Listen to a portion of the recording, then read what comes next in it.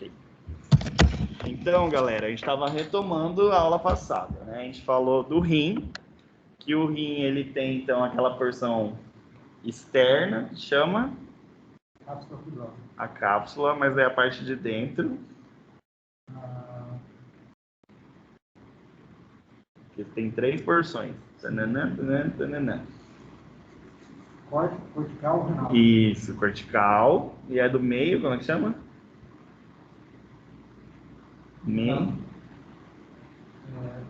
Medular, não é Medular. Medular. Então, cortical, medular e pelve. Pelve renal, tá? Então, são essas divisões que a gente tem no rim. Cortical, medular e pelve, certo? Da pelve, então, vai ser formada a urina lá no rim. E aí cai da pelve em um tubo, que chama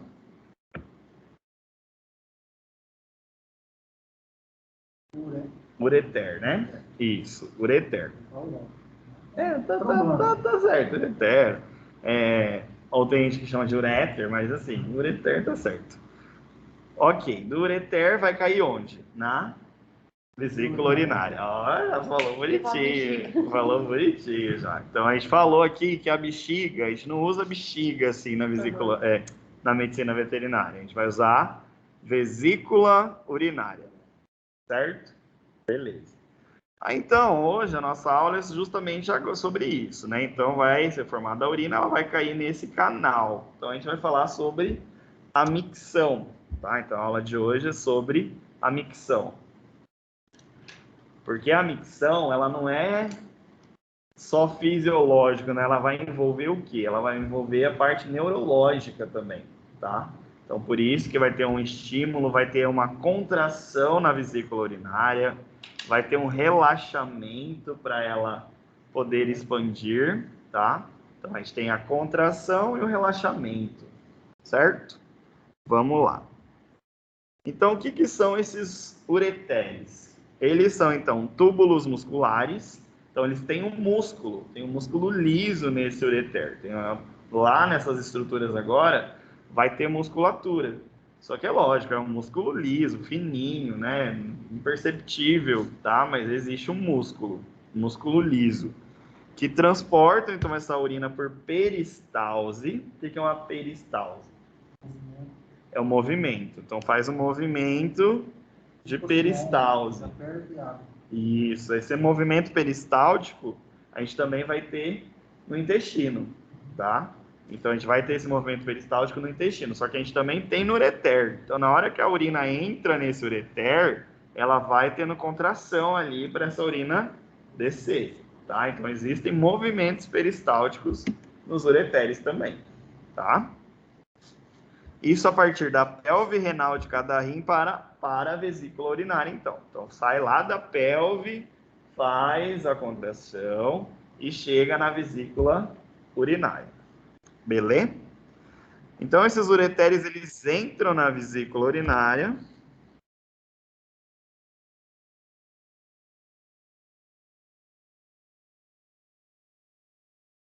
Eles vão entrar na vesícula urinária em um ângulo oblíquo. Então, assim, como que vocês vão imaginar? Nossa, mas como será que esse ureter entra lá dentro? Será que tem um buraco e é colado? Não, ele entra assim. Ele faz uma entrada, assim, como se fosse oblíquo, assim, dentro da vesícula urinária. Porque pensa, ó, tá vindo urina toda hora ali pelo rim. Então, conforme vai enchendo, tem uma hora que daí tampa aquilo ali e não desce mais, tá? Para conseguir voltar. E até mesmo pode acontecer do refluxo da urina voltar, né? Daí a gente vai ter uma situação, uma patologia que chama hidronefrose, tá? Notem aí. Hidronefrose. Então, quando eu tenho a volta da urina lá, chegando então no rim novamente. Isso geralmente acontece quando tem alguma obstrução. Então, às vezes, o animal ali que está com um cálculo na uretra por muitos dias, muito tempo, ele faz aquela obstrução e a urina acaba voltando para o rim. Daí a gente vai ter uma patologia que chama hidronefrose. Beleza? Hidronefrose. É a volta, então, dessa urina lá para o rim.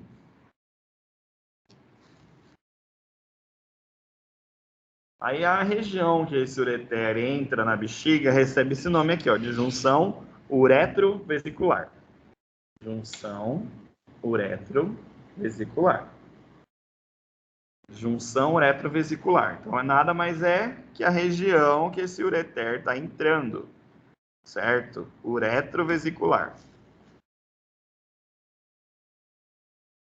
Isso vai formar, então, uma válvula funcional para que não ocorra o fluxo retrógrado. Só que é óbvio que numa patologia acaba voltando. Mas quando está normal, não volta, tá? Essa urina para o rim.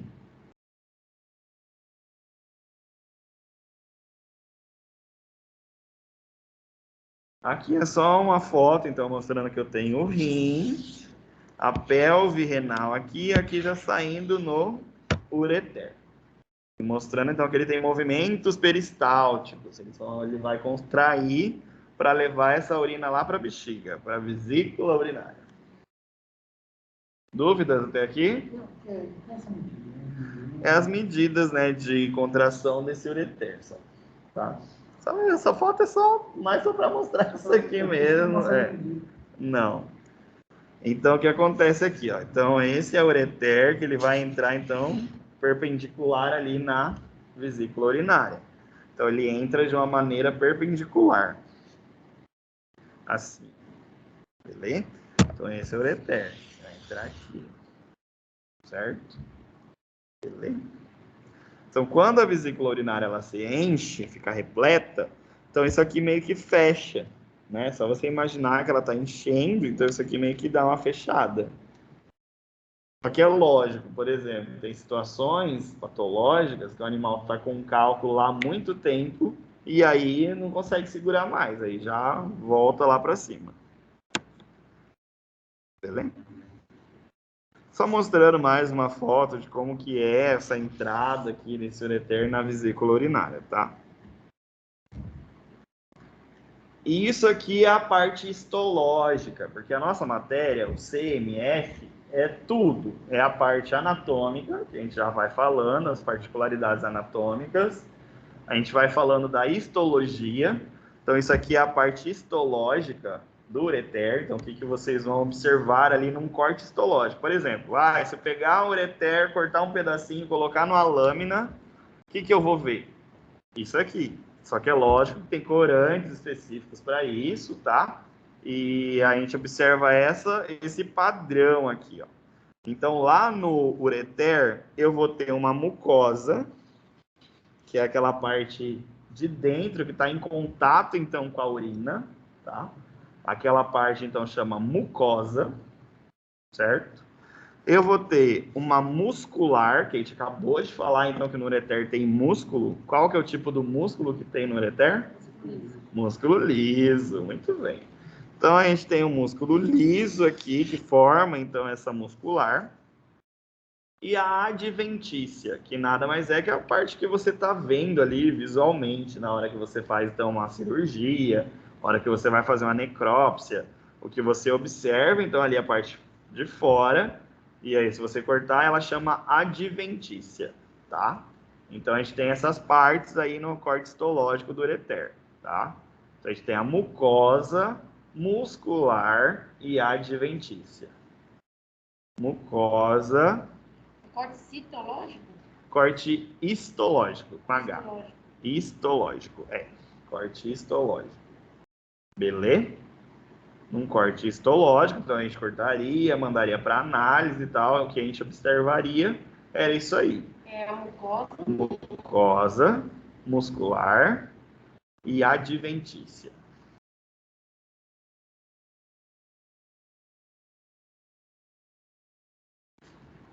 Vocês acham, uma pergunta, o ureter é um canudo, certo? Vou falar em palavras chulas aí. Vocês acham que esse canudo ele vai mudar tendo quantidade de urina ou quando não tem? Por exemplo, assim, quando eu tenho urina lá dentro, ele fica de um tamanho, ele muda o tamanho, ele sempre vai ser o mesmo tamanho, independente de ter urina ou não. O que vocês acham? É pergunta boa, pode falar. Acha que não, acha que sim. Ah, que legal. Ficou bem assim, né? Bem dividido. Gosta assim, tá? Pois é, galera. E a bexiga? Vocês acham que muda o tamanho ou não? Se tiver líquido ou não, Isso, se tiver urina ou não. eu acho que muda. Muda? Você acha que também. muda? Muda também? Agora muda. Você tinha falado que não mudava o ureter, né? Ou não? Você falou que mudava? Você falou que não. O Ureter você acha que não muda? O ureter acho que muda. Aham. E a Agora bexiga, todo e a mundo bexiga muda eu agora. acho que não. Ah, tá. Ah, é o contrário, É. entendi. Tá. Pois é.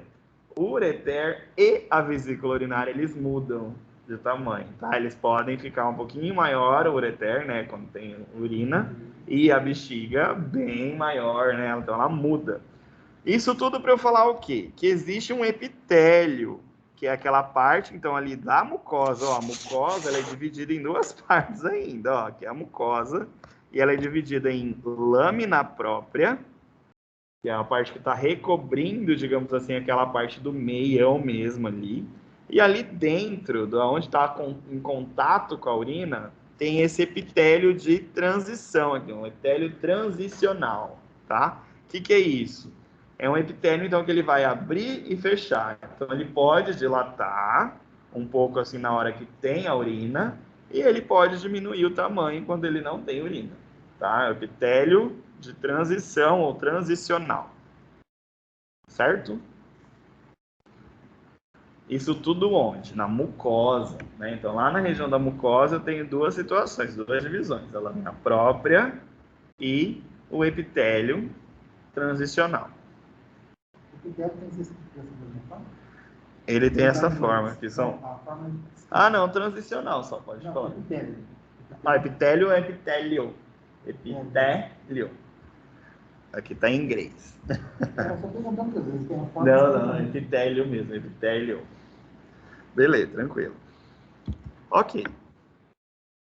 Isso aqui é um desenho, né? Bonitinho desenho. O que vocês vão ver na realidade é isso aqui, tá? Então, isso aqui é a realidade. Então, aí dá para ver que eu tenho, ó, um lumen. Lumen aqui, ó, lumen. É a luz do órgão. Vocês vão escutar isso muito daqui para frente. Luz do órgão, lumen. O lumen é o meio por onde está passando a urina. Então, é um vazio. Então, na hora que eu faço um corte histológico, não vai ter urina lá dentro, na hora da lâmina. Vai sumir essa urina, já era. Então, ele fica vazio. Esse vazio chama lumen, tá? Lumen ou luz do órgão, tá?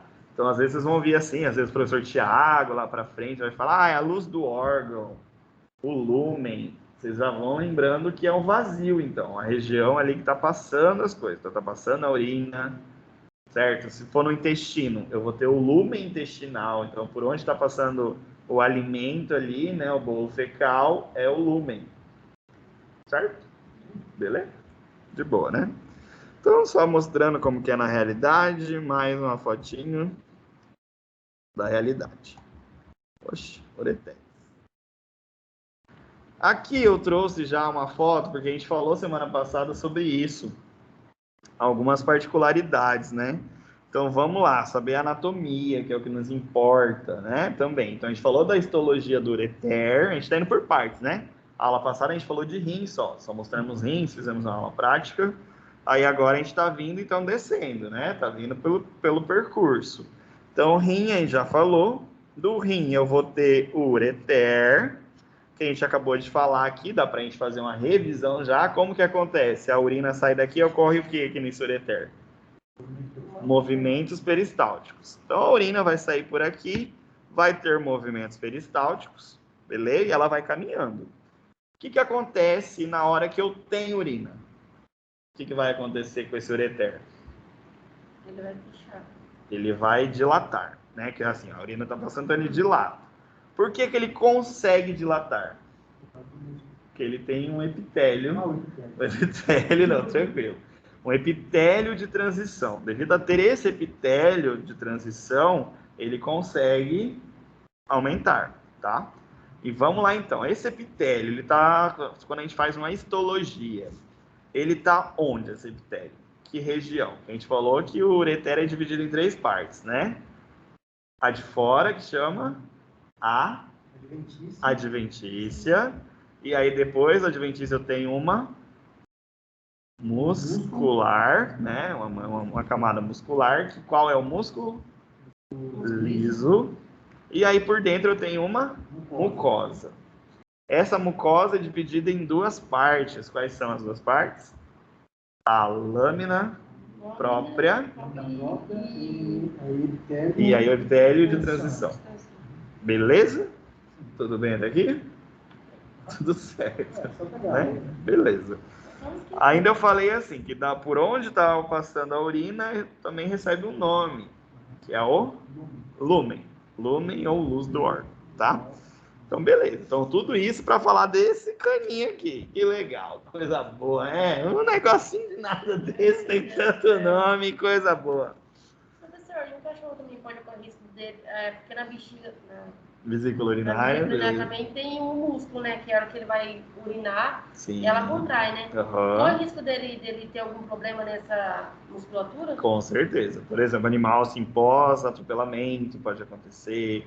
Pode acontecer também, assim, principalmente, vocês vão ver hoje, que quem controla essa questão de contrair, relaxar, é a coluna, tem a medula ali. Então, tudo canal medular. Então, dependendo, se esse animal foi atropelado, por exemplo, teve uma lesão traumática na medula, aquele animalzinho que fica cadeirante, por exemplo, ele não consegue urinar sozinho mais, né? Geralmente, a gente tem que ajudar, né, auxiliar esse animal. Justamente por isso, porque uma das coisas que controla essa contração é ligada na medula. Então, assim, se essa medula foi pro pau, aí já era, entendeu? Então, no caso, ele entra ou usa a fralda ou usa a fralda, e ele pode, sonda, ele pode ficar, o duro é que o animal sondado, ele não pode ficar muito tempo, por exemplo, assim, a vida inteira ficar sondado, né? Que daí ele vai desenvolver bactérias, né, na urina, na vesícula urinária, tá?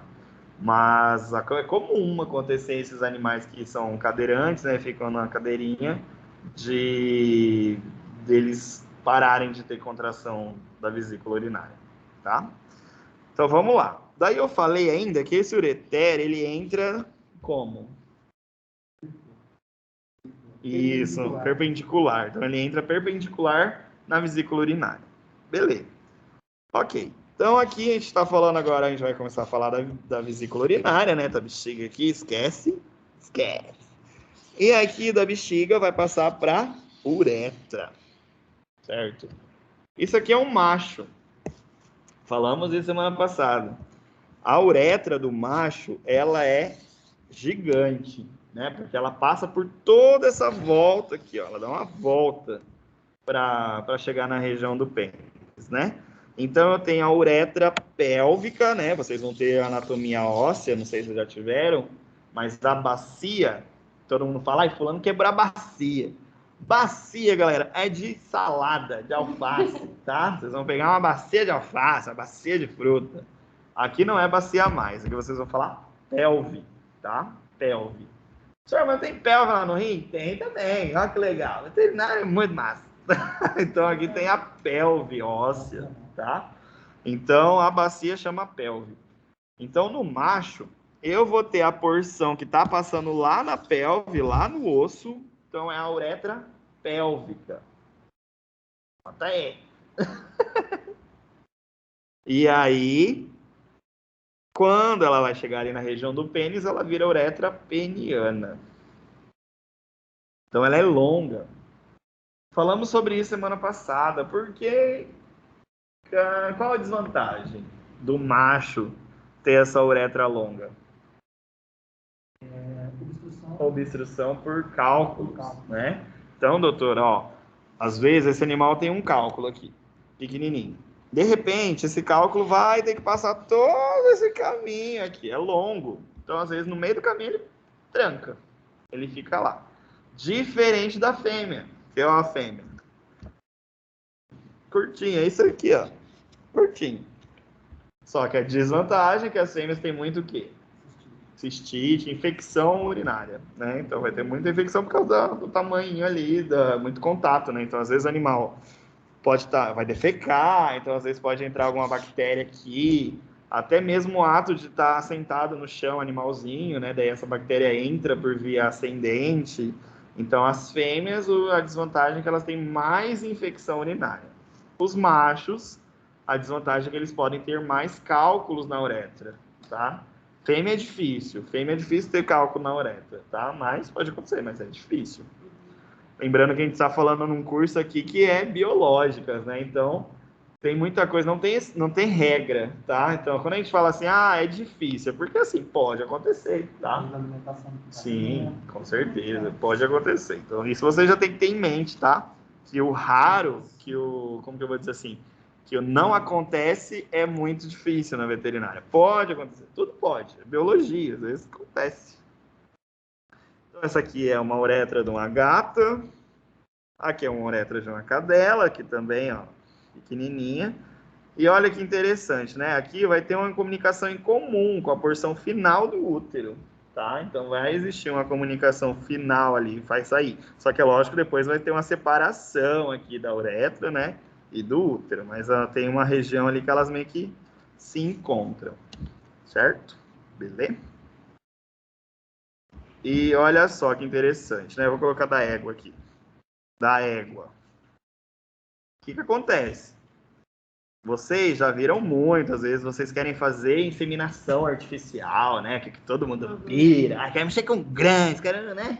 Fazer aquela foto lá da mão lá, né? Por que que coloca a mão lá, galera? Ó, aqui é a região do reto, então, certo? Quando você coloca a mão aqui, quem tá abaixo é o útero. Então, você vai colocar a mão no reto para você conseguir palpar essa estrutura aqui do útero, tá? Então, é por isso, já viram hoje isso aqui. Então, elas são próximos, né? São próximos. Então, por isso. Ué, mas por que será, professor? Coloca a mão no ânus lá, que tem a ver, no reto, o que tem a ver? Porque abaixo do reto, então, você vai conseguir encontrar essas estruturas. E aí você consegue palpar elas pela mão ali. Não fica solta a nossa mão lá dentro, né? Ela tá dentro e dando reto e tal. Aí você consegue encostar ali nessas estruturas aqui. Beleza? Certo? Ok. Então, viram ali a ligação? Ó, muito curtinha, né? A uretra da fêmea. E aí, vamos voltar, que eu falei, antecipei da uretra, né? Mas só para a gente demonstrar ali que elas são curtas e tal. Mas vamos falar agora da vesícula urinária. Então, beleza. Então, esse rim foi lá, produziu urina, contraiu, urina caiu pelo ureter através dos movimentos peristálticos, chegou na vesícula urinária. Beleza, vamos ver o que acontece na vesícula urinária, então.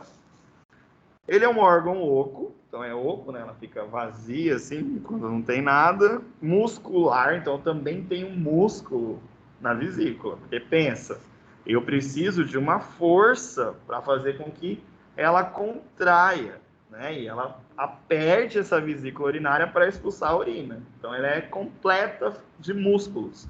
E esses músculos, eles ficam desenvolvidos em várias faixas. Eles ficam em diversas faixas, assim. Eles ficam cheios de faixas, assim, para ajudar na força de contração, tá? Mas aqui é um músculo liso também. Isso vai variar de tamanho conforme a quantidade de urina que contém em determinado tempo. Então, como a gente acabou de falar, às vezes ela, quando tá cheia, ela vai estar enorme, gigante. Quando ela tá vazia, ela fica pequenininha, tá? O esvaziamento ocorre pela contração da musculatura vesical, então. Então, quando a gente fala vesical, é vesícula, né? A gente está falando de vesícula urinária. Então, quando ocorre a contração, ocorre o quê? A eliminação, o esvaziamento dessa urina, certo? Beleza? E isso são arranjados em 3 faixas. Essa musculatura, então, fica em 3 faixas, assim, cada separada, assim, para ajudar nessa força. E aí, no final, elas vão converger no colo, porque assim, a vesícula é assim, ela tem um pescoço e a vesícula, um balão. A região ali do finalzinho chama colo, tá? Colo da vesícula urinária. Aqui também eu tenho epitélio de transição, falar que tem no ureter. Quando a vesícula urinária, então, está vazia, as células aparecem empilhadas. Então, pensa, ó. Eu tenho epitélio aqui dentro, tá? Ela tá vazia. Então, esse epitélio vai estar tudo amontoado ali dentro. Quando ele incha, então ele fica como? Pavimentado, fica parecendo que fez uma calçada, limpinho assim, tá?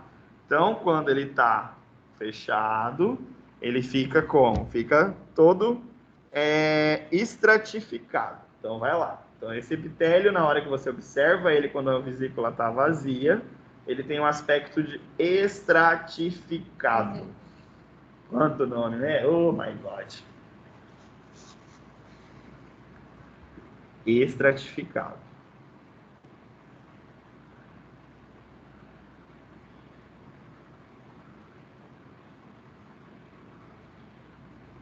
É quando ela tá vazia, né? Isso.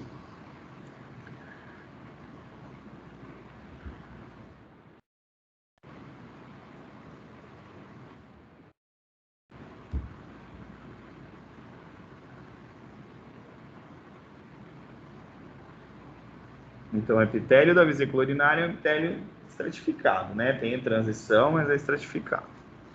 Ocorre, então, a transição ocorre com enchimento, né? De modo que a aparência desse empilhamento dê lugar a uma estratificação mais fina. Então, assim, como eu acabei de falar, quando está vazia, fica tudo amontoado. Quando ela enche, aí fica mais lisinho, parece que fez uma calçada ali, tá? Isso, ó. Se eu colocasse numa prova uma imagem dessa e falasse para vocês qual a situação dessa vesícula urinária, ela está repleta ou está vazia? Vazia. Por quê? Porque o epitélio está todo bagunçado, estratificado. Quando ele está assim, ó, qual é a situação? Cheia, porque daí ele fica pavimentoso. Então é o mesmo epitélio, olha que engraçado, né? Então quando ela está vazia, você vai ver isso aqui. Quando ela está cheia, você vai ver esse tipo de epitélio aqui, tá? Então ela tem esse epitélio de transição. Beleza? Que bonito. Entenderam? Certo? Na prova saberiam. Sim. De boa, né? Sim, tá beleza. Essa tá valendo. Que fácil, né? Facinho. Só várias fotos. Colocar os nomes da banda. Beleza. Então, e agora a gente vai, então, para a uretra, né? Então, a gente falou do ureter, chegou na vesícula, só falamos sobre isso da questão desse epitélio, que é de transição, que ele vai estar junto ou ele vai estar delgado, dependendo da situação. E agora a gente vai chegar na uretra. Daí depois a gente vai falar a fisiologia, como que acontece então, essa contração, mas vamos falar a anatomia primeiro. Então, a uretra, então, é a continuação caudal do colo, né? Como eu falei, então tem a parte do pescocinho ali, da vesícula, então ela é a continuação desse colo. E transporta a urina do colo para o exterior. Então, vai veio para o meio externo essa urina. E aí, o que vai controlar a saída dessa urina é o tal do esfíncter. Esfíncter. Ah, que legal. Esse nome aqui é esfíncter externo.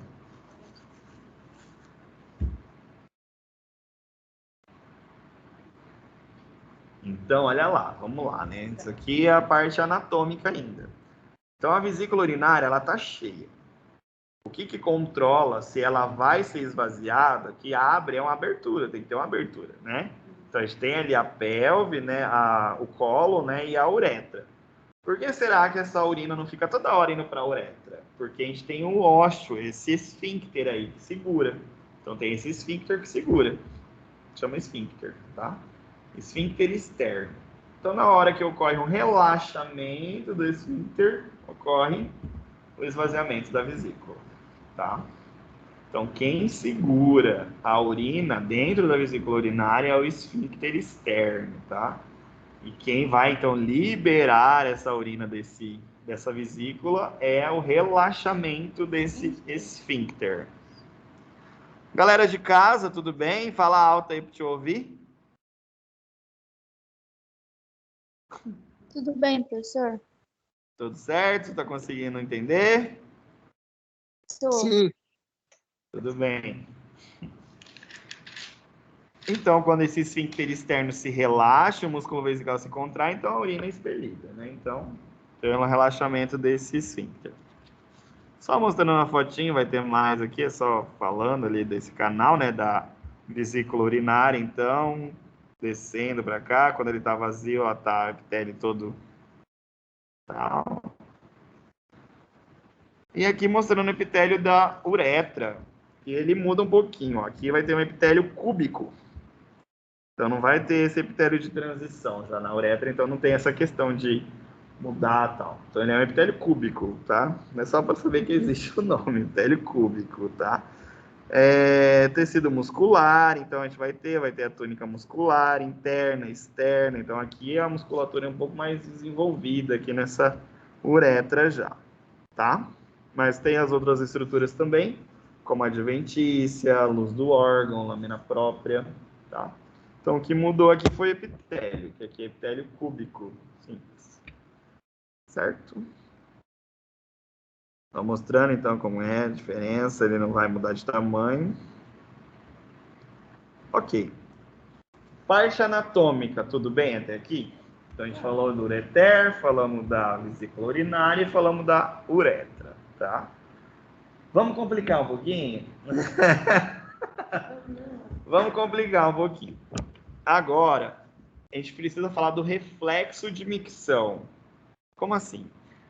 A micção, ela precisa ter um sistema nervoso associado ali. Porque, assim, a gente consegue controlar a hora que a gente quer ir no banheiro, por exemplo. É óbvio que tem hora que não aguenta mais, né? Mas, a maioria das vezes, a gente consegue segurar.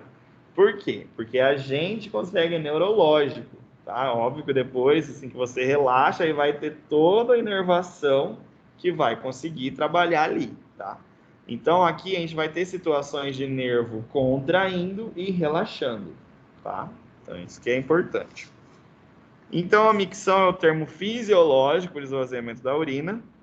E o que permite, então, que essa vesícula urinária se encha? O que será que permite? Vai ser o controle, então, reflexo da região sacral da medula. Então, aqui, ó, a gente tem a medula espinhal, certo? Passando aqui no nosso meio aqui. A gente tem a região sacral, que é a região aqui mais de baixo, e o tronco cerebral em si, né? Que daí a gente vai ter a parte cervical, a parte torácica. Daqui a pouco vai chegar nessa parte para a gente conseguir entender. Mas só para vocês saberem que tem então a inervação que vem desse tronco cerebral e é ela que vai controlar então a contração ou relaxamento dessa vesícula urinária. Certo? Então vamos lá. Eu vou disponibilizar o slide, tá, galera? Você vai fazer depois? Vou sim. Então é só para entender, né? Que eu tenho aquele músculo liso, ele também recebe esse nome aqui, que a gente deixa para bananar agora, né? Mas ele é um músculo liso, tipo de músculo, só que ele tem um outro nome. Ele é um músculo, é o tipo de músculo, ele é um músculo liso. Só que ele tem um nome, o músculo. Ele é um músculo detrusor, tá? Essa musculatura, então, chama músculo detrusor da urina. Então, olha só. Então, a gente vai ter o sistema nervoso, tal, é ele que vai emitir, então, sinais para fazer, então, o esvaziamento ou a contração ou relaxamento dessa vesícula. E lembrando que quem segura a urina lá dentro é o esfíncter externo, lembra? Então, aqui, ó, tem o esfíncter aqui, ó, que vai segurar. Beleza? Mas vai ter bastante slide para vocês entenderem essa parte, tá? Vamos indo. Então, na maior parte dos animais, a urgência é geralmente obedecida. Então, assim, o animal, às vezes, geralmente ele consegue. A hora que ele quer urinar, ele vai, tá? Porém, em muitos deles, pode ser postergada como nos cães treinados, com treinamento caseiro. Por exemplo, às vezes tem animal que é animal de condomínio, por exemplo, apartamento. Ele só vai urinar no passeio. Então, aí ele se condiciona a segurar a urina na hora do passeio. Mas, geralmente, os animais, os cães, assim, principalmente, eles não têm um controle. Eles vão, a hora que tá pronto, vai, tá? Só que, lógico, existe essa questão desse treinamento. Tem animal que só vai urinar no passeio. Então, ele mesmo já se condiciona. Ele sabe que ele vai poder sair para fazer a urina, tá? Então, pode acontecer isso também. Mas, no geral, geralmente, eles não têm controle, tá? Olha, já teve muitos casos de Schnauzer. O Schnauzer foi uma das primeiras raças que tiveram muito problema em apartamento. Então, por causa disso, de ficar segurando. E aí, o que acontece? Hoje em dia, a Royal, que foi a prêmio pioneira em criar a ração específica para Schnauzer, justamente para controlar isso aí, o pH urinário, para não dar esse tipo de problema. Mas acontece. Eu peguei um Bulldog inglês uma vez, que ele vivia só no apartamento, a gente vai ter que ir para lá. Ele não tinha contato com, assim, isso aí é muito difícil. O pai dele era advogado, assim, ia uma vez por dia na casa, o cachorro, coitado. Vamos chegar ali.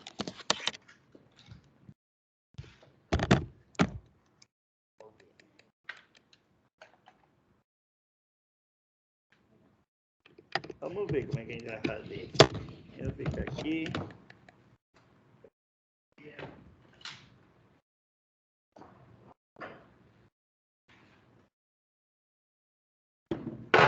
Estão enxergando aí? Tá bom? Bom? Tá bom. Ok? Então é isso que eu acabei de falar, é isso. Então que os animais em si, então, eles não têm esse controle, na hora que está pronto, vai. Opa. Só continua, só para eu entender. Ele ficava preso e o que acontecia? Ele urinava uma vez por dia só, assim, muito pouco. E aí ele ficava segurando, né? Ele não urinava. Esse cachorro, questão assim, com uns 4 meses ele desenvolveu muito cálculo. Muito. Vários, assim, muito cálculo. E aí ele suplementava esse cachorro também. Então tinha muito a ver com a alimentação e essa condição, né, de não poder sair para urinar normalmente. Esse coitadinho desse bulldog, ele viveu até 1 ano e meio só. Porque ele teve estenose de uretra, ele teve muitos problemas urinários. Assim. Bem complicados. Assim. E quem vai, então, ativar essas contrações? A gente acabou de falar que é o tronco cerebral. Então, vai vir lá da medula, é ela que vai fazer essas contrações. A urina, então, fluindo, a contração vesical continuará até não existir mais fluxo. Então, assim, fica contraindo. Até eliminar toda a vesícula urinária, todo o conteúdo. Ok. Certo? Então aqui é só mostrando que vai ter o enchimento, daí vai ter essa questão que depois vai relaxar ali o esfíncter e enfim a micção, tá? Tem a contração do músculo, mas vamos aqui que eu vou conseguir explicar melhor nessa parte aqui. Ok, então a gente vai ter 2 estímulos nervosos, isso que eu falei que complica. Vocês estão tendo neurológico? Não? Tá, achei que vocês já estavam tendo. Vocês vão ter uma disciplina que é só do neurológico, o professor Tiago que dá. Então é o seguinte, a gente vai ter ali o nervo simpático e o parasimpático, certo? São 2 tipos de inervação, só para saber. Então eu tenho a inervação que é o simpático e o parasimpático.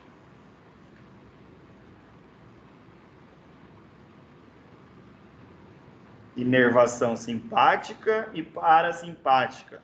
Galera de casa, tudo certo? Tudo ok?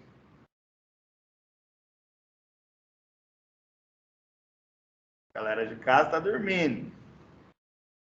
Tudo certo, professor. Beleza. Ok. Então, quando eu tenho o relaxamento para encher, eu tenho controle do simpático. Então, quem faz esse relaxamento é a inervação simpática.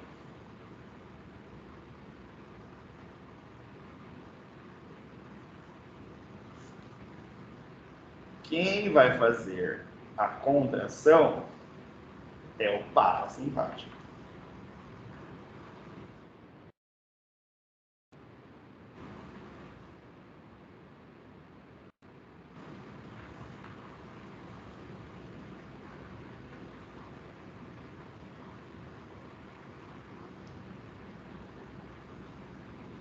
E o parasimpático é o que Esvazia, né? Isso que faz a contração para sair a urina.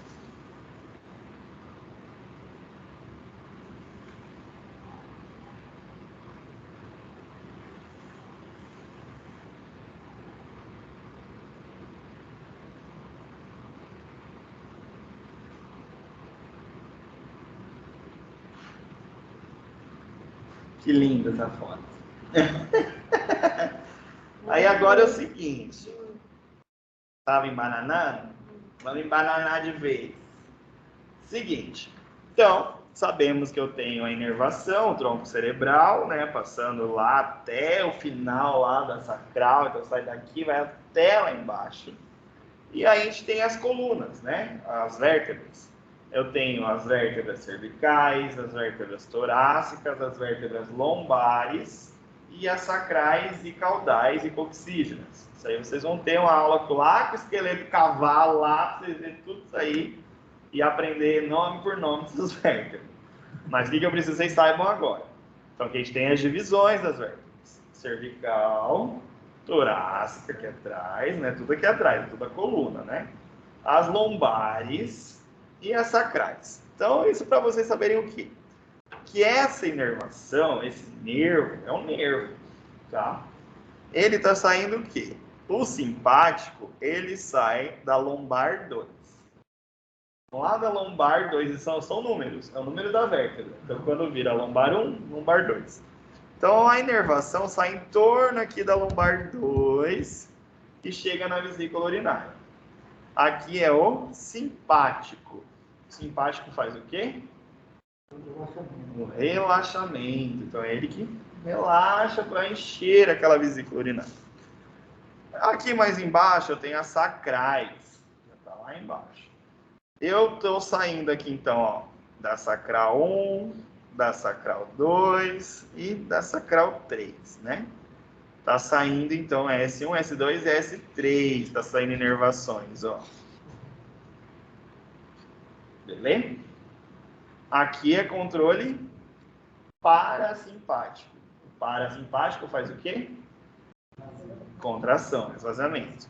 E olha onde ele está. Lá naquele esfíncter.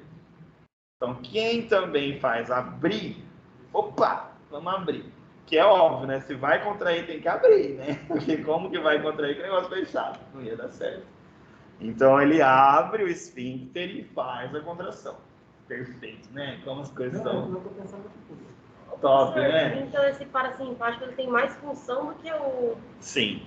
Porque eu tô vendo que ele tá ligado ali na S2, S3 e S4. Isso, aham. E o outro lá só tá na L2. Só L2, isso. Ele chega aqui, ó, o simpático, ele é assim, vamos dizer assim, mais fraquinho, mas ele é importante também. Uhum. Mas o parasimpático, ele é mais, digamos assim, importante. A possibilidade de você urinar. Sim, é ele que vai... À vontade. Então, olha só aquela notícia, aquela história que a gente contou no começo da aula. Então, animal atropelado, imagina, animal foi atropelado nessa região, que geralmente é essa região lombar aqui e tal, sacral. Então, se ele foi atropelado e acabou com a medula dele, já era. O cachorro não vai conseguir mais ter uma vida normal de contração, entendeu? Não dá mais, não vai mais. Tá? Professor, não tem nada a ver, mas já puxando. E quem é cadeirante também tem essa mesma... Aí depende do tipo de alteração que essa pessoa teve, né? Que daí cada caso é um caso. Mas, por exemplo, assim, para entender, se tiver medular, nessa porção aqui pode ter alteração, sim, em esvaziamento e relaxamento da urina, tá? Por isso que a maioria também usa fralda, né? Geralmente, né? Não consegue ter um controle assim também, geralmente, né? Então tá ligado, né? Tudo ligado aqui. E pro caso do animal, a gente tem alguma coisa que a gente consegue fazer para reverter isso aí ou também não? Também não. Existem assim, medicamentos, só que assim, tudo paliativo, porque a medula, quando a medula vai, isso aqui eu tô falando realmente de lesão na medula. Quando tem lesão medular, não tem jeito. Às vezes tem situação que quebra, que sai um lado pro outro, assim, a medula no meio. Alguns casos até questão de eutanásia, já tão feito e fica, tá? Mas assim, tanto é que o ser humano, né? Tem aqueles atletas olímpicos lá, tem uma menina famosa, né? Que caiu Lá no cavalo, né? Que chama cavalo aquele lá, né? Então, e a menina, assim, ó, um ser humano, né? Com todos os recursos financeiros e não teve jeito, né? Então a medula não é pouca... Não tem. Aqui só várias fotos mostrando, né? Elucidando. Aqui é um resuminho, né, da vesícula urinária, tá? Mas eu acho que ficou melhor a minha explicação do que isso aí. Ok, vamos para termos, nome. Que legal, coisa boa, né? A veterinária tem muito isso, né? A gente vai ter parte semiológica, de nomes e tal. Continência urinária, então, é aquela condição normal de estocagem da urina na vesícula enquanto ela se enche. Então, é uma continência. Então, tem a incontinência, que é aquela que não consegue controlar, e aquela que tem a continência normal, chama continência. Só para estar bem contente. Isso. Quem controla o fechamento, já falamos, que é o músculo esfíncter externo, né, lá aquele esfíncter, e lá no colo da vesícula. Né? O animal incontinente, então, ele vai gotejar urina em intervalos frequentes no lugar de deixar a vesícula urinária se encher. Então, o animal incontinente, ele não chega a encher ela repleta, né? Acaba gotejando, tá? Isso pode acontecer por N motivos, até mesmo inflamação na medula pode acontecer. Às vezes esse animal teve algum cálculo pós-cirúrgico, então pode acontecer, tá? Existe lá pós-castração de acontecer, o animal fica incontinente, assim, mas é rápido, questão de uma semana já volta, tá? Pode acontecer na castração, mas... Na fêmea, no macho não acontece. Porque fica muito próximo. Fica próximo, justamente. Daí, devido à manipulação, né, acaba fazendo com que esses animais eles tenham incontinência por uns dias. Você falou estenose. É o fechamento. É o fechamento. Estenose é o fechamento. Uhum. Isso. Então, às vezes, é uma estenose quando fecha. Então, por exemplo, se fizesse uma cirurgia no ureter, que é um negócio fininho, dependendo do fio que você usa, vai fechar. Isso chama estenose, tá? Então, como a gente acabou de falar, lesões espinhais, craniais ou sacros são as causas, geralmente, dessa incontinência. Então, lesão lá na medula. Essas lesões lesionam os reflexos do tronco cerebral e assim não ocorre esvaziamento, e o esvaziamento ocorre com a vesícula urinária se enchendo. Então, o que acontece? Ele não consegue mais contrair, ele vai eliminar depois que ela encheu. Então, fica ali, né? Gotejando, porque ele tem para onde ir, pode acontecer da hidronefrose, né? Mas geralmente ela desce. E vamos para termos. Poliúria. O que será que é uma poliúria? Muita urina. Isso. Então a poliúria é aquele animal que faz muitas quantidades de urina.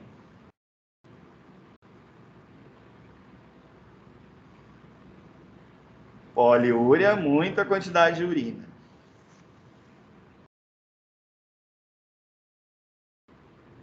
Por exemplo, todos bebem? Você bebe uma cervejinha?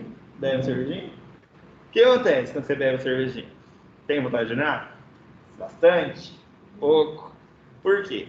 Porque existe um hormônio que chama ADH, antidiurético. O que acontece? Ele, quando com álcool, quantidade de álcool, ele inibe esse antidiurético. Então, você não consegue controlar a sua urina, entendeu? Então, toda hora vai ter produção de urina e você vai toda hora querer ir no banheiro, tá?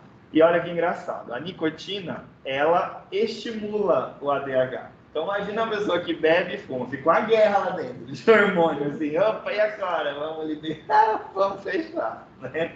É engraçado, são as curiosidades. Curiosidades. Curiosidades da meia-noite. Oligúria. A diminuição do volume, então diminui. Faz pouquinho. Poliúria não é várias vezes. Não, é isso, é quantidade.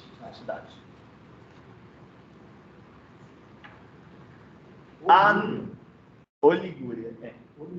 Oligúria. Anúria. Quando não tem urina. Não sai urina. Anúria. O animal não está urinando. De repente chega o cliente falando para você: não está urinando. Anúria. Tá? Já decorem isso, aprendam isso. Todas essas terminologias que tem um A na frente, geralmente é negação, negativo. Então, anúria. Então, não urina, tá? Adipisia, não bebe água. Então, só um exemplo, para falar que o A geralmente é negativo, é não. Disúria. Disúria. O que será que é uma disúria, doutora? Tudo que for com di, por exemplo, ó, dispneia, disúria, é dificuldade, tá? Então, aqui é uma dificuldade em urinar. Aquele animal que vai urinar, tá sofrido ali por urinar. Disúria.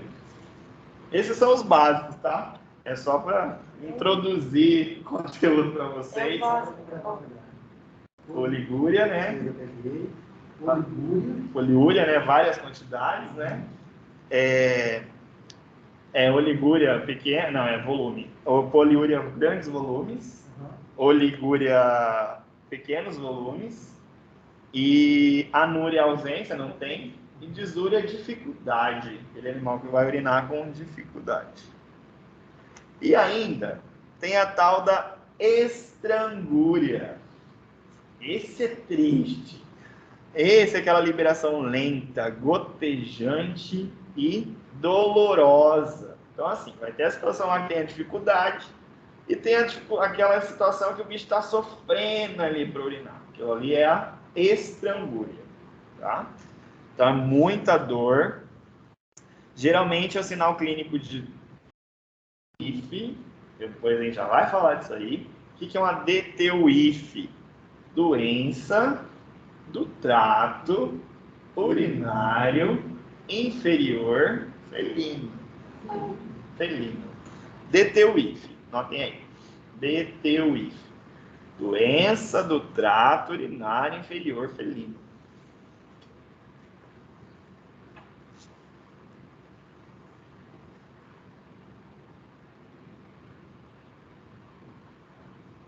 Essa doença em felinos ocorre por quê? Por uma obstrução da uretra por um tampão. Então, é doença do trato urinário inferior felino.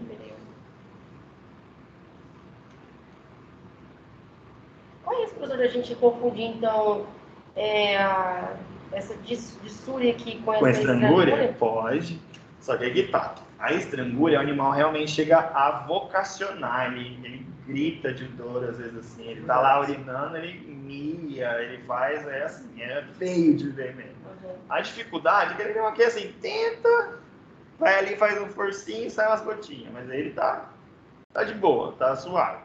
Agora essa estrangúria é dor mesmo, esse animal chega... E pode, tipo assim, evoluir dessa dissúria para essa estrangúria? Pode, com certeza. Com certeza. Que às vezes, ó, por exemplo, se for um cálculo, às vezes o cálculo ele acabou de chegar lá na uretra. Aí o animal vai urinar com dificuldade.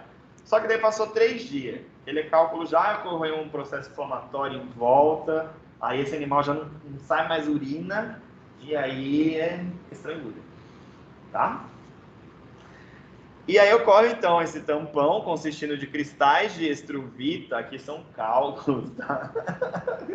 Cara de desespero. Aqui são os cálculos urinários, tá? Que a gente vai ter, tem vários, tá? Então, geralmente a estruvita, que é composta, né, por fosfato de amônio e magnésio, que é substâncias, né, minerais aí que vão se acumular ali para formar esse cálculo. Então, ó, a gente vai ter cálculo de ácido úrico, a gente vai ter cálculo de estruvita, a gente vai ter cálculo de oxalato de cálcio, que é bonitinho, parece a estrelinha do mar na hora que sai, bonitinho.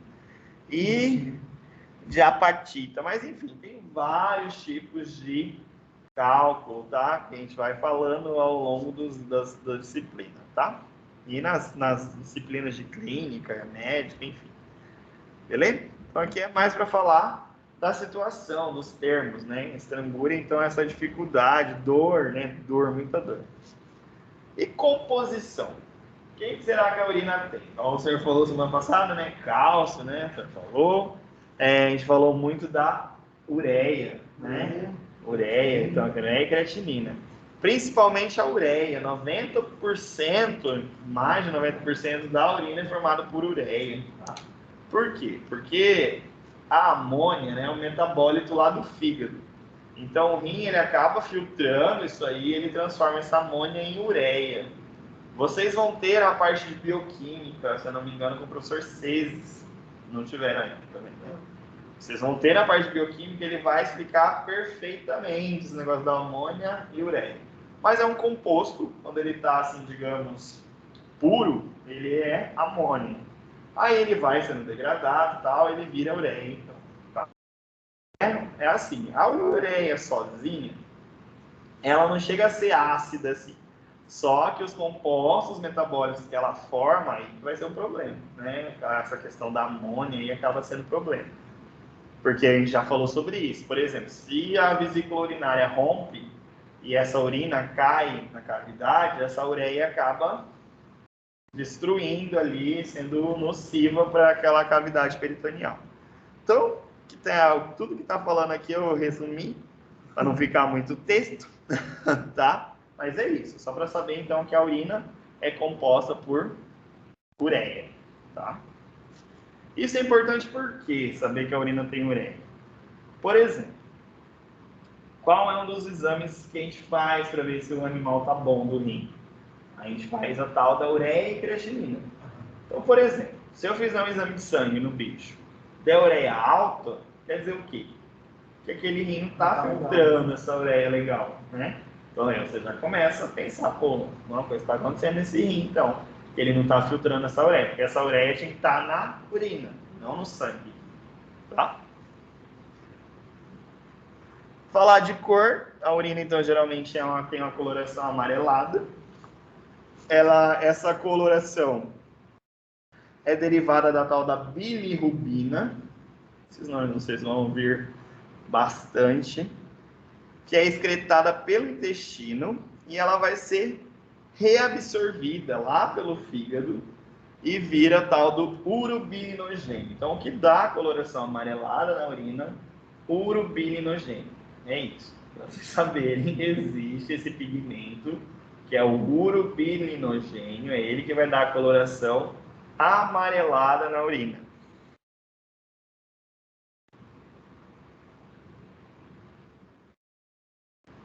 É isso, urobilinogênio. Eu volto para vocês copiarem, tá? Urobilinogênio. Legal, né? Nossa. Cara, eu não gosto, não. Legal, é massa. E é legal que vocês vão lembrar disso. Vocês têm que olhar, vou urinar, urobilinogênio. Eu esqueci de uma. É? Da última? É. Quer fazer já? Quando o ureter entra na bexiga, ele faz um V. Isso. Isso eu não lembro mais. Ok. Trígono vesical. Trígono Vesical. É só uma parte anatômica da entrada ali desses ureteres, né? Ele forma o tal do trígono vesical. Tudo bem. Copiaram o organismo, né? Ok. Odor. Ele tem o odor da urina característico da espécie, provavelmente influenciado pela dieta. Quando a gente fala isso, espécie, porque vai ter algumas espécies que a urina é mais forte, né? Por exemplo, bovinos, assim, de confinamento, geralmente tem um odor diferenciado, então vai depender muito da dieta do animal, tá? Então, cada espécie vai ter um odor da urina. É característico da espécie, então, o odor. E vai depender da dieta.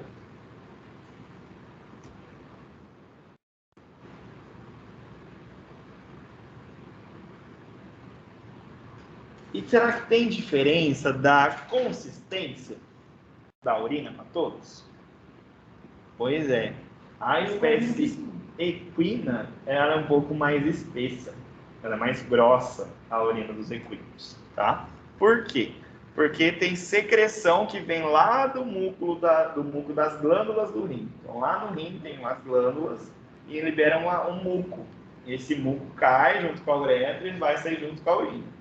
Então, nos equinos, a urina é mais espessa. Então, às vezes, se forem trabalhar com equino, vai ver a urina lá, poxa, essa urina tá esquisita aqui, meio grossa. Ela é mais espessa mesmo, tá? Tem função esse muco? Não, lubrificação ali, geralmente, dos ureteres e tal.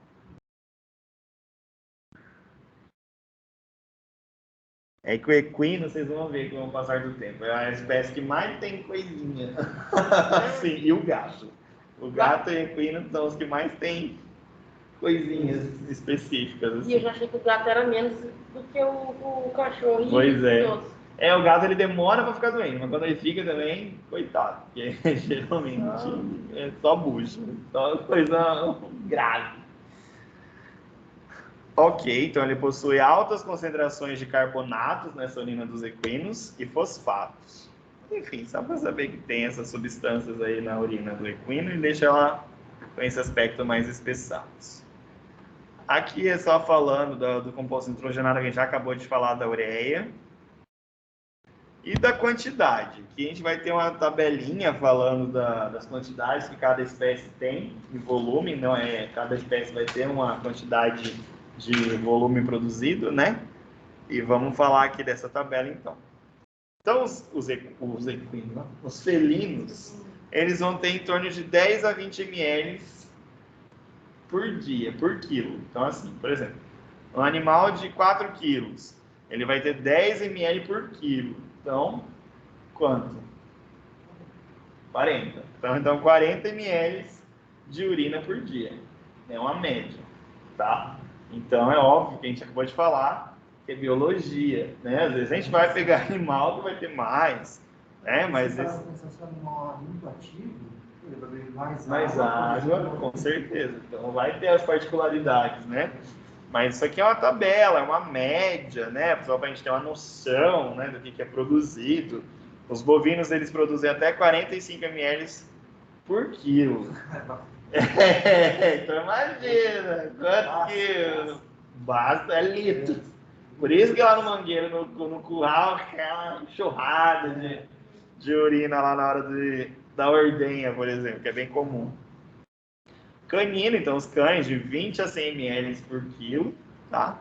Os equinos aí, de 3 a 18, pouco, né? A gente vê, vocês vão ver isso também. Sabia que o equino, por exemplo, para fazer uma anestesia, principalmente a xilazina, a xilazina para cão, por exemplo, a gente pode usar aí até, sei lá, uns 5 ml, digamos assim. Se você usar uns 5 ml em cavalo, você mata o cavalo. Ele é muito sensível para algumas drogas.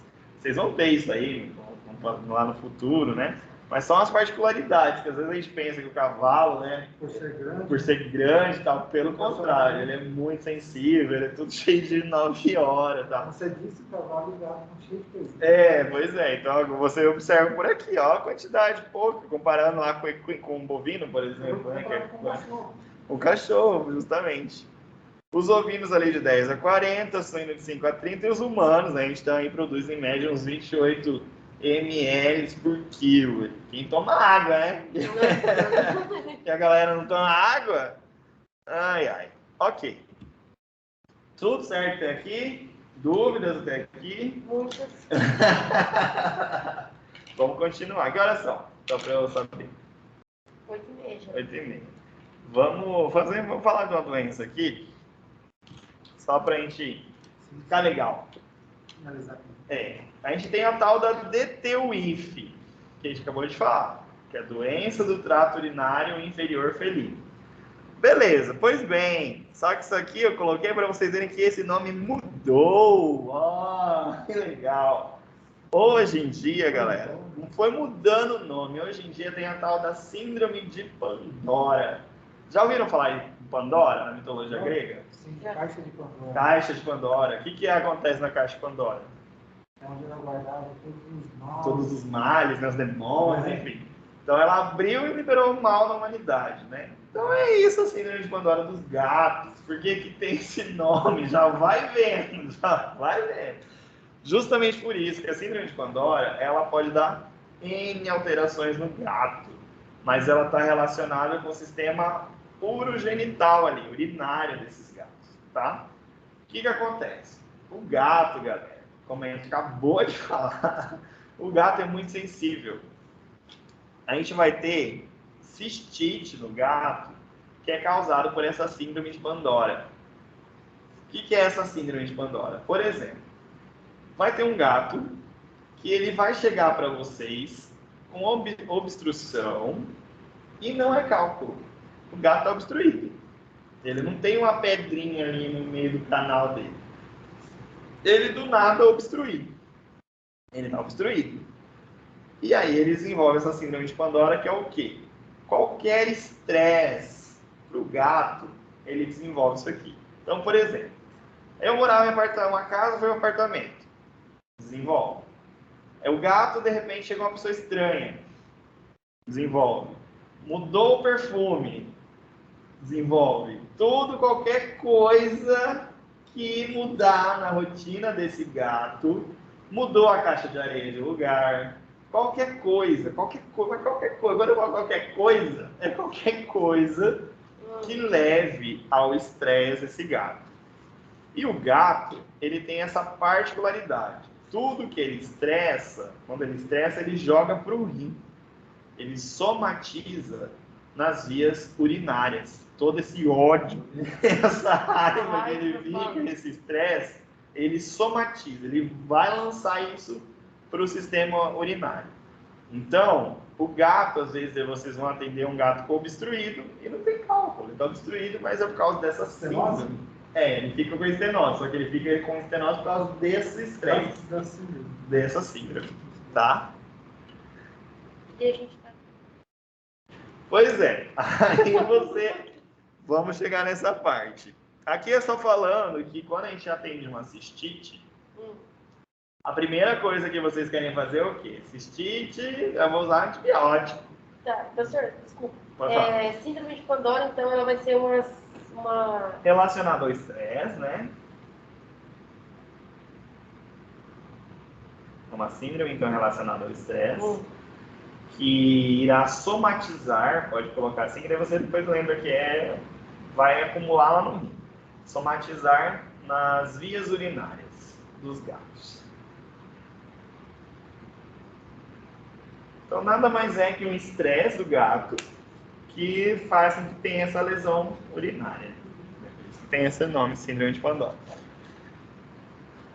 Geralmente, quando a gente atende uma cistite, a gente tem tendência a mandar antibiótico. Geralmente, infecção. Pois é.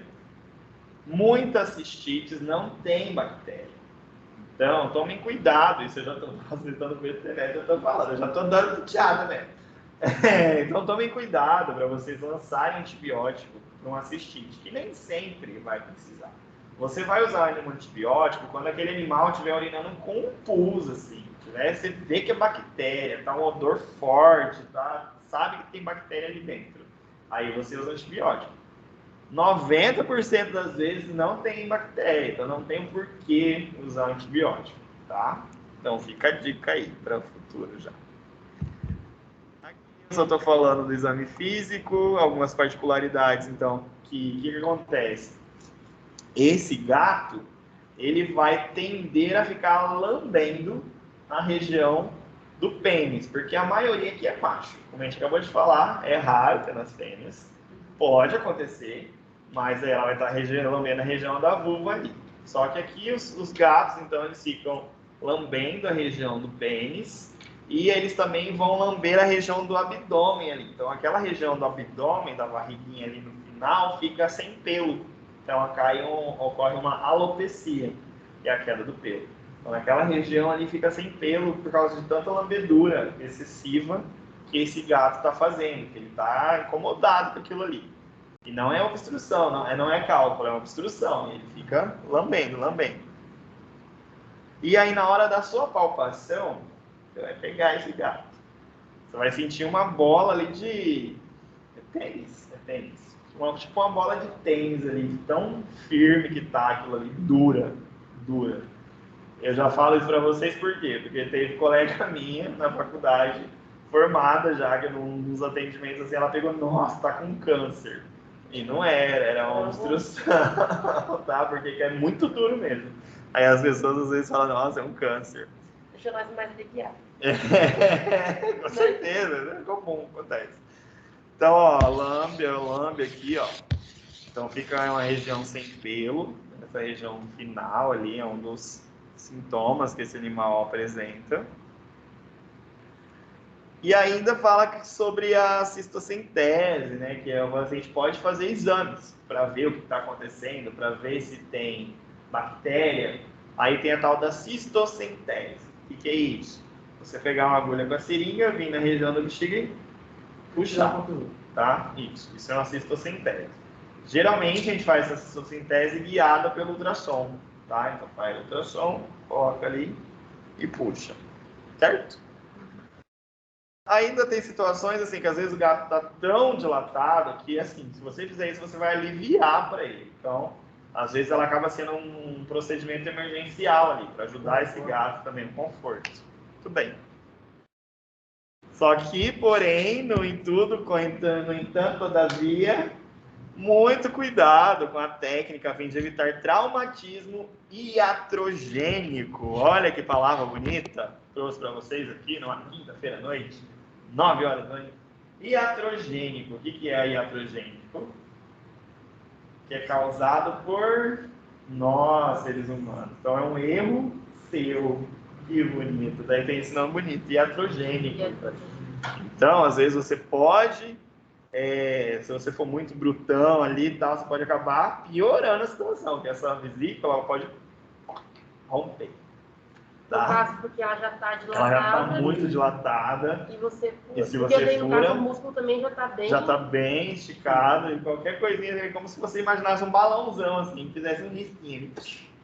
Né? Na dúvida, não faça. Na dúvida, às vezes é melhor não fazer. Tá? Ok. Aqui é só mostrando a situação do ultrassom, o que vocês viriam, né? A vesícula urinária, quando ela está repleta, a cor da urina é preta. Tá? Preta.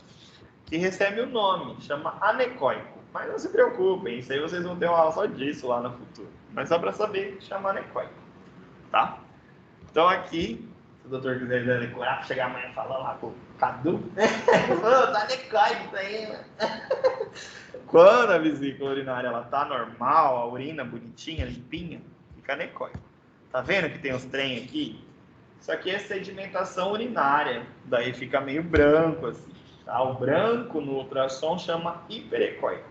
Mas não vou cobrar isso, é só curiosidade. Essa parte da aula... eu trago, assim, aplicações clínicas. Por que é importante eu estar vendo bexiga hoje? Justamente que vocês vão ter a parte clínica lá na frente. E tem muitos alunos que trabalham com clínica, né? Então, eu tenho que falar já, desde agora, né? Porque às vezes a faculdade é tão curto o tempo.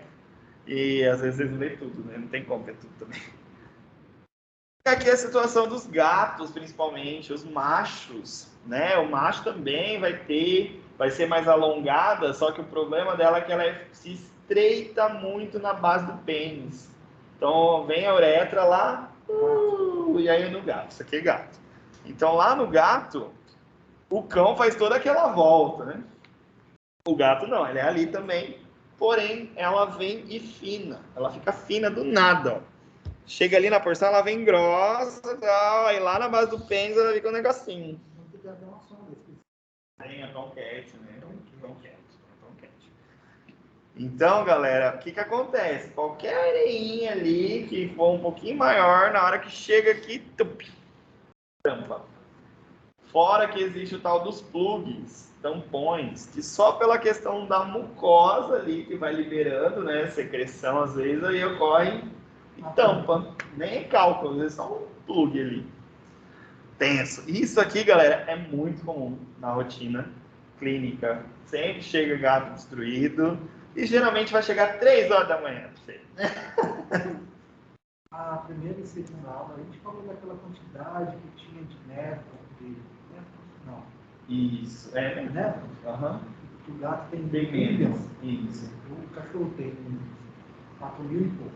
4 milhões e pouco. Isso. Os problemas que tem no trato urinário deles, assim, é muito mais por conta disso. Né? Aham. Sim, também. E ele é mais grave, por exemplo, assim, se o gato tiver uma lesão lá no rim, a tendência desse gato perder esse rim é muito mais fácil, porque ele tem pouco néfron. Na primeira aula a gente falou dos néfrons, que é a unidade funcional do rim, é o que faz o rim trabalhar, tá? Beleza? Aqui é só posição, tá? Então, quando o gato aqui é uma postura normal para ele urinar, quando ele tá com dor, ele vai vocacionar, que a gente acabou de falar, o gato grita, mita, fica com dor. Na clínica, cara, tem hora que você interna o gato, de repente dá um mião, assim, doido, que tá com muita dor, tá? Ele fica nessa posição. Aqui algumas situações, pode agora aparecer sangue na urina, ele urina em lugares errados às vezes. O cheiro tá tão cheio. Ele isso. Tá, Pode fazer professor, pequenas quantidades. só para tirar a dúvida. Então, no caso, vamos supor, se ele só tiver com obstrução porque ele está estressado, a gente não trata com antibiótico. Aham. O que a gente dá? Vamos lá. Vamos chegar ali, tá? Tem fotos. Tá. Tem fotos.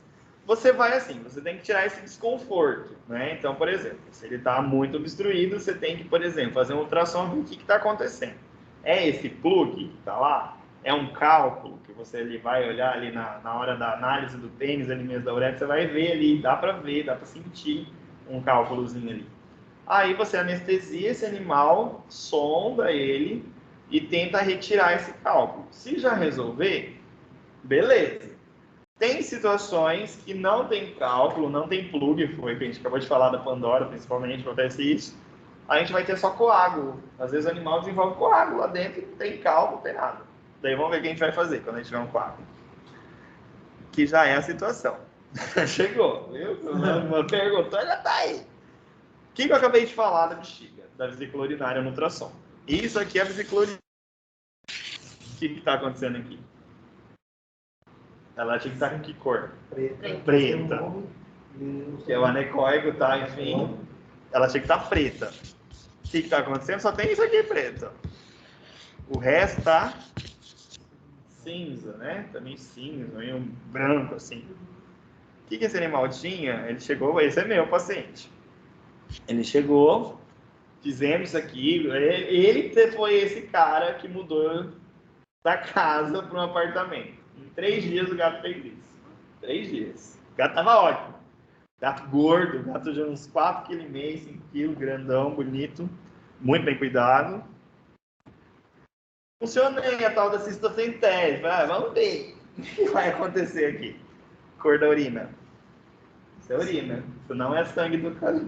Era sangue. Não é. Esse é a urina do gato. Dessa cor. Nessa hora o clínico já fica doido.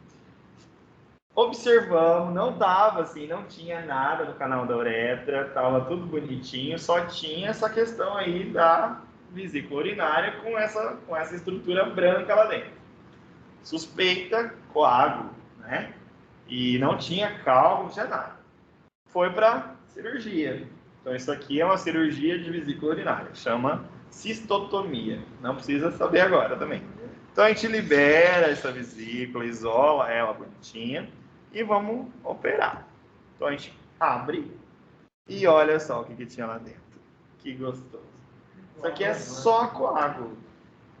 E o gato não tinha cálculo, não tinha obstrução, não tinha nada ali no canal. Ele só fez a síndrome de Pandora. Isso é síndrome de Pandora.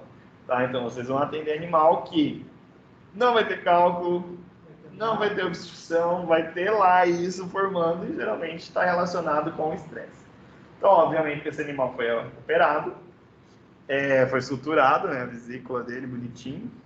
Vocês vão aprender lá no futuro. A gente usa um fio absorvível e tal. E aí ele foi mandado para casa e tentando evitar o estresse. Então, existem medicamentos hoje, homeopáticos, principalmente para gato é melhor, né? Usa medicamento homeopático para dar uma baixada na bola dele, dar uma acalmada. Esse animal, só para vocês terem noção, existe um padrão lá no exame que é a creatinina, que a gente pode falar, olha a creatinina. A creatinina é pior, por exemplo, quando ela vem alta. Quer dizer que o rim mesmo já estava indo pro pau, já, falar os termos, né? A creatinina é de 0,5 a 1,5, o máximo 1,5 do sangue. Coletei o sangue desse gato, adivinha quanto que veio a creatinina dele? 16. Esse gato, galera, eu não sei como ele viveu, assim, real. Hoje tá bem, tá vivo, gordinho, feliz, ganhei o cliente, bem me ama, mas assim, é isso, tá? Então... Durante 3 dias ele subiu 3 para dias, 16. em 3 dias. O gato não tinha nada, segundo o tutor, morava numa casa, voltou para um apartamento, assim.